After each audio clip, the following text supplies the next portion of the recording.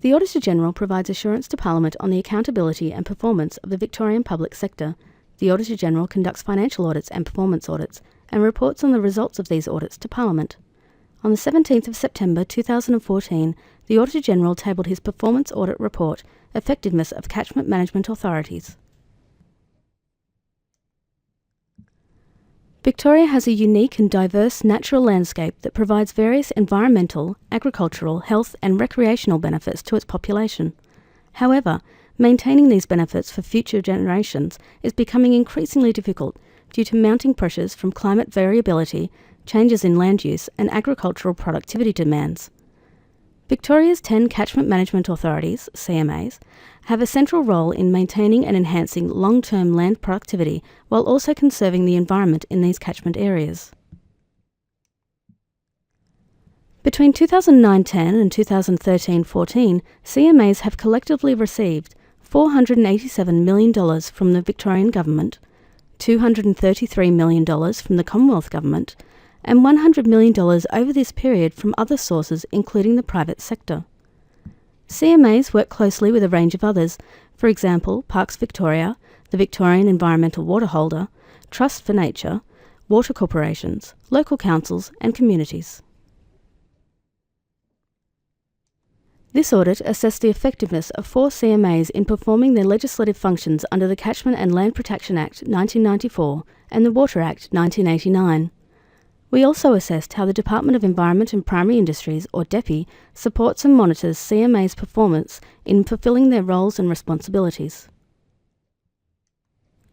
The 4 CMA regions we examined covered an even geographical spread and a variety of catchment asset types, as well as a mix of state funding levels. They were East Gippsland CMA, Goulburn Broken CMA, North Central CMA and Wimmera CMA. The audit concluded that existing approaches to catchment management are inadequate due to a poor understanding of statewide catchment conditions and changes over time, and a fragmented and short-term approach to statewide catchment management with no expectations regarding the quality of land and water resources needed to meet the core objectives of the Catchment and Land Protection Act 1994. The limited information currently available suggests that the condition of catchments across the state is continuing to deteriorate. Despite these weaknesses, CMAs have sought long-term approaches to catchment management. However, state-level weaknesses constrain the impact of these approaches. DEPI and CMAs are working to address these issues through a longer-term strategic approach and improved monitoring of catchment condition and CMA performance. Overall, we found that the lack of an integrated approach to statewide catchment management planning limits the ability to deal with the growing pressures on Victoria's natural landscape. At the state level, we found that recent work to clarify the division of catchment management roles needs to be expanded to include more relevant bodies, and there remains no long-term overarching strategy to support an integrated approach to catchment management in Victoria. DEPI and CMAs are now working to address this gap by documenting a statewide approach to integrated catchment management. At the regional level, we found that CMAs have developed 6-year regional catchment strategies that promote long-term catchment management approaches, substantially comply with legislation and the Victorian Catchment Management Council's guidelines, and were underpinned by extensive community and stakeholder input. However, DEPI's expectations for development of regional catchment strategies were inconsistently followed. CMA's capacity to plan for and develop long-term catchment management improvements is constrained by the lack of an overarching strategy, insufficient accountability for strategy implementation against regional partners, and short-term funding agreements with DEPI. The process to date for developing CMA's regional waterway strategies has been satisfactory. These strategies are yet to be finalised. Catchment management monitoring and reporting has been historically ineffective, hindering efforts to show reliable condition trends, effectively target investment and demonstrate outcomes. Every 5 years, the Victorian Catchment Management Council publishes its statewide catchment condition report. However, there are significant limitations with the data used to inform these assessments. CMA's regional catchment condition assessments have also varied significantly in the absence of an agreed approach. DEPI and CMAs are now acting to address these gaps by developing a consistent output reporting method, a set of consistent catchment condition indicators to inform future regional and statewide condition assessments, and environmental economic accounts to report on the cost effectiveness of proposed catchment management projects. Each of the 4 CMA's regional catchment strategies commit to developing frameworks for monitoring, evaluating and reporting on strategy delivery.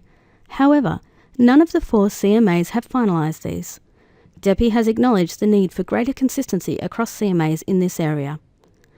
CMAs use varying information systems to monitor and report on catchment management activities. This potentially lacks cost effectiveness compared to a shared systems model. Departmental management of CMA board appointments, training and operational performance has been satisfactory. The audit made 7 recommendations as outlined on the following 2 slides.